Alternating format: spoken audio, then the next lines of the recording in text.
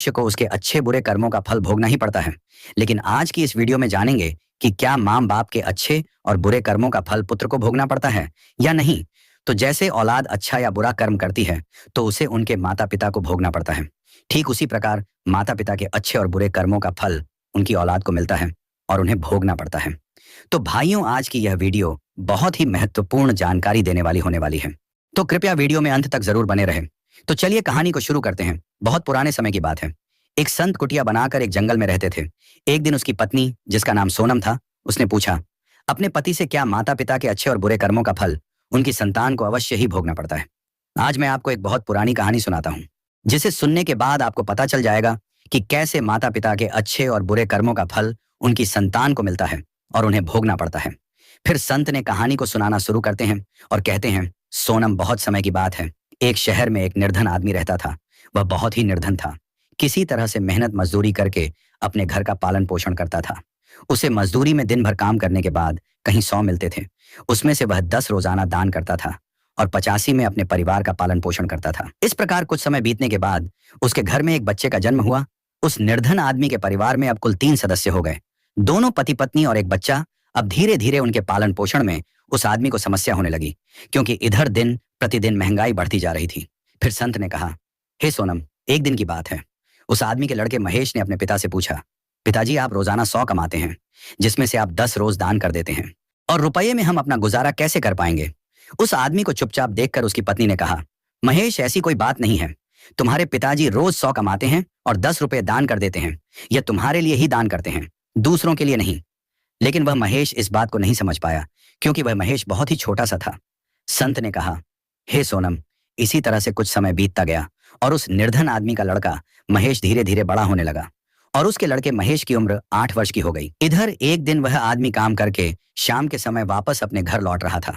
तभी रास्ते में एक काला जानवर आया और आकर उस आदमी को मारने लगा।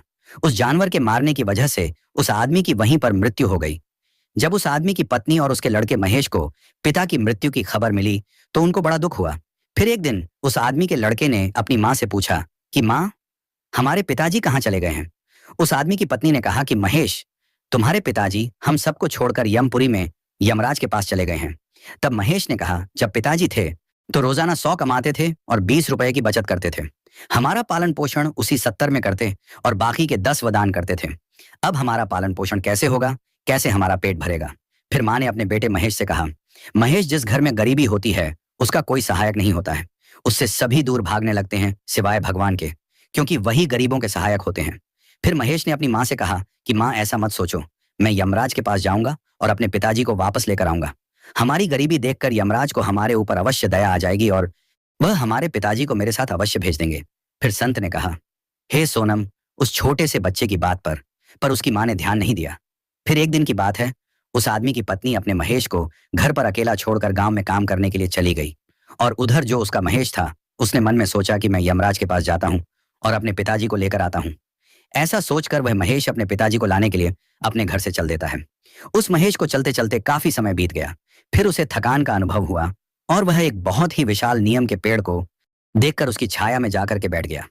तभी उस नीम के पेड़ ने मनुष्य की आवाज में कहा कि बच्चे, तुम कौन हो और कहाँ जा रहे हो। मेरी छाया में आज तक तुम्हारे जैसा कोमल बच्चा नहीं आया है। फिर उस महेश ने कहा कि मैं एक निर्धन आदमी का बच्चा हूँ और अपने पिताजी को लाने के लिए यमराज के पास जा रहा हूँ। उस नीम के पेड़ ने जब उसकी यह बात सुनी तो उसने कहा कि बच्चा, तुम मेरे लिए भी यमराज से एक प्रश्न पूछ कर आना कि मैं कई वर्षों से यहाँ पर लगा हुआ हूँ, लेकिन मेरा एक भी पत्ता जमीन पर नीचे नहीं गिरता है और ना ही मेरी डालियां सूखती हैं। मैं कितने वर्षों तक और यहाँ पर खड़ा रहूंगा।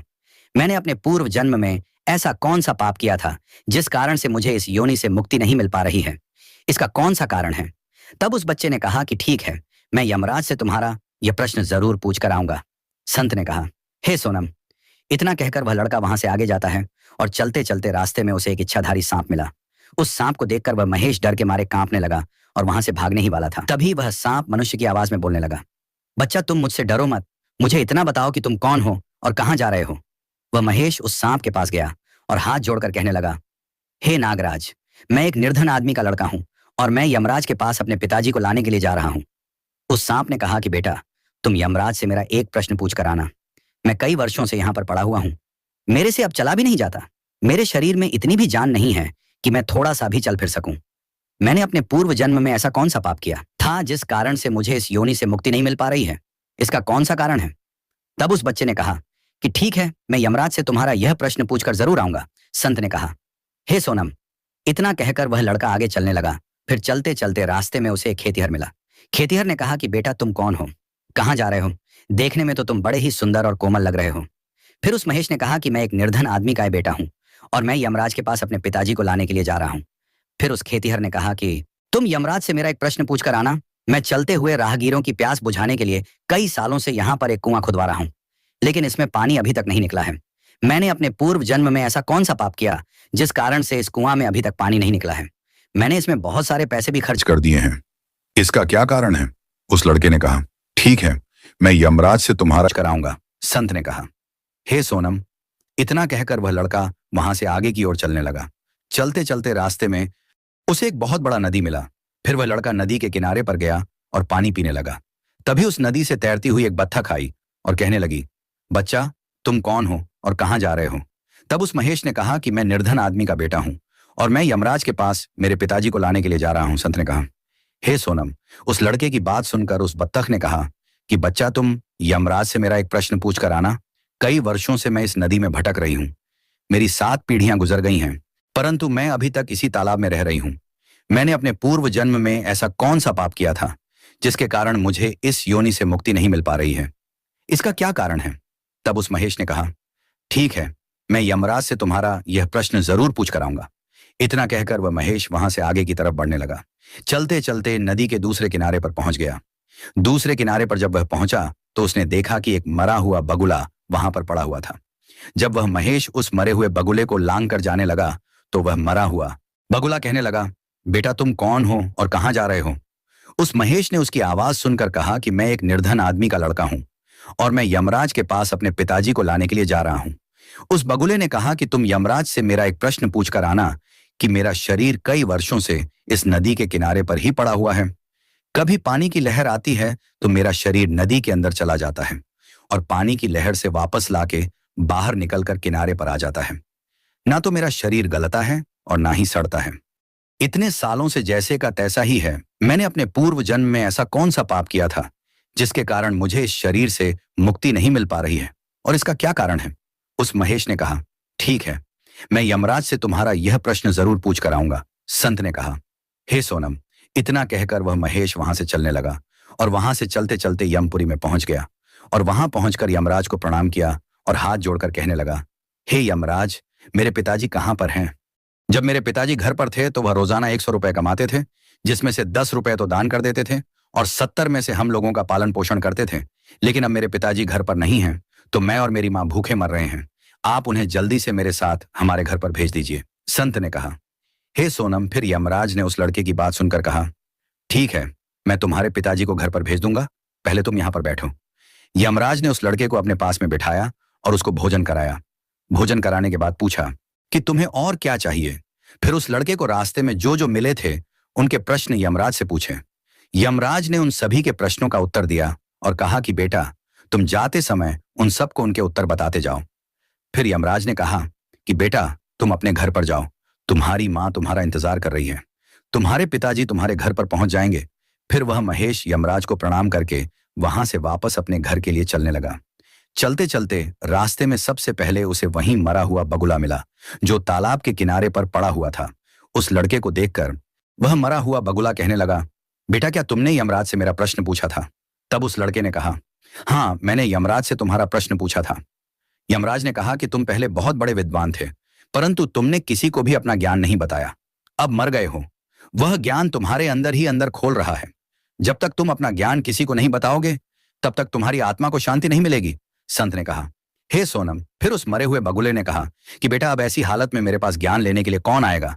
तुम मेरा ज्ञान ले लो। फिर उसने उस महेश को जितना भी उसके पास ज्ञान था वह सारा ज्ञान उस लड़के को दे दिया और ज्ञान देने के बाद तुरंत ही उसकी आत्मा को मोक्ष की प्राप्ति हो गई। फिर वह महेश आगे चल पड़ा। चलते चलते उसे वहीं बतख मिली। बतख ने कहा कि बेटा, क्या तुमने यमराज से मेरा प्रश्न पूछा था?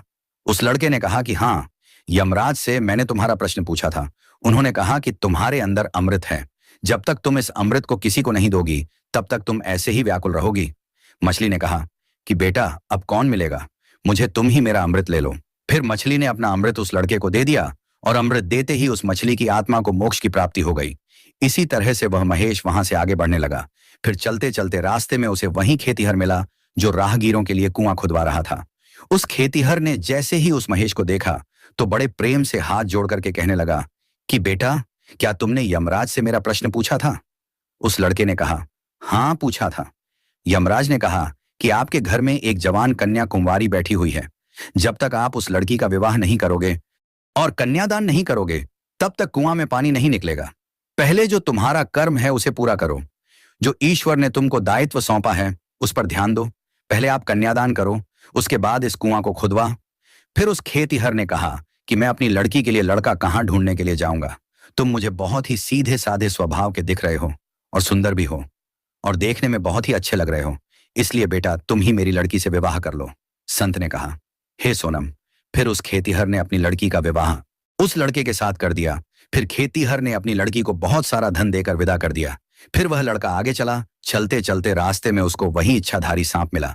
उस सांप ने कहा कि बेटा क्या तुमने यमराज से मेरा प्रश्न पूछा था? तब उस लड़के ने कहा कि हाँ पूछा था। यमराज ने कहा कि तुम्हारे पास जो नागमणि है तुम उस नागमणि को धरती पर नहीं उगलते हो और ना कभी किसी को दान दिया है। जब तक तुम इस नागमणि का दान नहीं करोगे तब तक तुम्हारा शरीर ऐसे ही बना रहेगा। फिर उस सांप ने कहा कि बेटा मैं यह नागमणि अब किसको दूं? इस नागमणि को तुम ही ले लो। फिर उस सांप ने अपनी नागमणि को उस लड़के को दे दिया। नागमणि को देते ही उस सांप की आत्मा को मोक्ष की प्राप्ति हो गई। इस तरह से वह लड़का अपनी पत्नी को लेकर फिर आगे चलने लगा। फिर चलते चलते रास्ते में उसे ही नीम का विशाल पेड़ मिला जिसकी छाया में उसने विश्राम किया था। उसने पूछा कि बेटा क्या तुमने यमराज से मेरा प्रश्न पूछा था? उसने कहा हाँ पूछा था। यमराज ने कहा कि पूर्व जन्म में तुम्हारा काम स्कूल में बच्चों को शिक्षा देना था। तुम्हारा पद एक गुरु का था, परंतु तुमने अपने पद का सही इस्तेमाल नहीं किया। तुम शिक्षा देने के बदले में छोटे छोटे बच्चों से अपना काम करवाते थे और उन्हें अच्छी तरह से शिक्षा नहीं देते थे। तुम पूर्व जन्म में बहुत बड़े विद्वान थे, परंतु तुमने उन बच्चों को शिक्षा नहीं दी। उन्हीं बच्चों के श्राप के कारण तुम हिलडुल नहीं सकते। तुम्हारे अंदर जो ज्ञान भरा हुआ है उसे किसी को दे दो, इसके बाद में तुम्हें मोक्ष की प्राप्ति होगी। संत ने कहा हे सोनम। उस लड़के की बात सुनकर उस नियम के पेड़ ने कहा कि मैं यह ज्ञान किसे दूंगा, तुम ही ले लो। फिर उस नियम के पेड़ ने उस लड़के को अपना जितना भी उसके पास ज्ञान था सब दे दिया।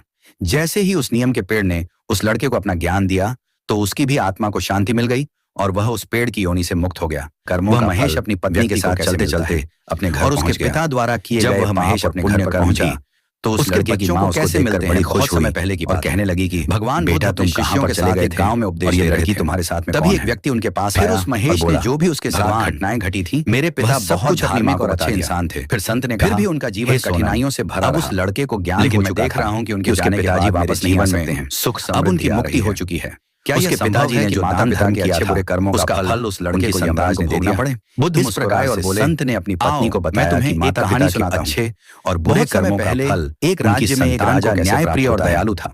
उसने अपने पूरे जीवन में सत्य, धर्म और परोपकार का पालन किया, लेकिन दुर्भाग्यवश उसके अंतिम दिनों में राज्य पर संकट आ गया। शत्रुओं ने आक्रमण किया और राजा को बहुत कष्ट सहने पड़े। अंततः वह युद्ध हार गया और जीवन भर की मेहनत खो बैठा। राजा का पुत्र बहुत छोटा था। वह इस संघर्ष को ठीक से समझ नहीं सका, लेकिन पिता की मृत्यु के बाद उसे बहुत कठिनाइयों का सामना करना पड़ा। परंतु धीरे धीरे जब वह बड़ा हुआ तो उसने अपनी बुद्धिमानी और पिता के दिए गए संस्कारों के बल पर फिर से राज्य को खड़ा कर लिया। बुद्ध ने समझाया, जिस प्रकार एक राजा अपने जीवन में किए गए अच्छे कर्मों के बावजूद कुछ कष्ट भोगता है, उसी प्रकार उसकी संतान को भी उसके कर्मों का कुछ प्रभाव मिलता है। लेकिन पुत्र के अपने कर्म भी मायने रखते हैं। अगर संतान बुद्धिमान और धर्मपरायण है तो वह अपने माता पिता के अधूरे अच्छे कर्मों का फल भोग सकती है और उनका सुधार भी कर सकती है। फिर बुद्ध बोले, माता पिता के कर्मों का असर संतान पर पड़ता है, लेकिन संतान के अपने कर्म भी महत्वपूर्ण होते हैं। अगर कोई पुत्र अपने जीवन में सत्कर्म करता है तो वह अपने माता पिता के बुरे कर्मों के प्रभाव को भी कम कर सकता है। इसलिए हमेशा अच्छे कर्म करो ताकि तुम्हारे परिवार और भावी पीढ़ियों को इसका लाभ मिले। वह व्यक्ति बुद्ध के इस ज्ञान से प्रसन्न हुआ और समझ गया कि कर्मों का प्रभाव कई पीढ़ियों तक बना रहता है। इसलिए अच्छे कर्म ही सबसे बड़ी संपत्ति होती है। माता पिता के कर्मों का असर संतान पर अवश्य पड़ता है, लेकिन संतान अपने अच्छे कर्मों से उसे सुधार सकती है। यदि पूर्वजों के बुरे कर्मों का प्रभाव संतान पर आता है, तो उसे धैर्य और सद्गुणों से उसे समाप्त करना चाहिए। अच्छे कर्म करने से वर्तमान और भविष्य दोनों सुधर सकते हैं। अतः हमेशा सत्कर्म करें, क्योंकि वही आपकी और आपकी संतान की सबसे बड़ी पूंजी होगी। तो भाइयों, आपने आज के इस वीडियो से क्या सीखा, वो मुझे आप कमेंट बॉक्स में कमेंट करके बता सकते हैं। इसी के साथ में उम्मीद है कि आपको आज की वीडियो पसंद आई होगी। अगर पसंद आई हो तो इस वीडियो को एक लाइक करें और उस इंसान को शेयर करें जिससे यह कहानी सुनने की जरूरत है, और उसी के ठीक बाद हमारे चैनल को सब्सक्राइब करें। तो चलिए फिर मिलते हैं ऐसी एक और नई वीडियो में एक नए मैसेज के साथ। तब तक के लिए अपना और अपने माता पिता का और अपने घर परिवार वालों का ख्याल रखें। धन्यवाद।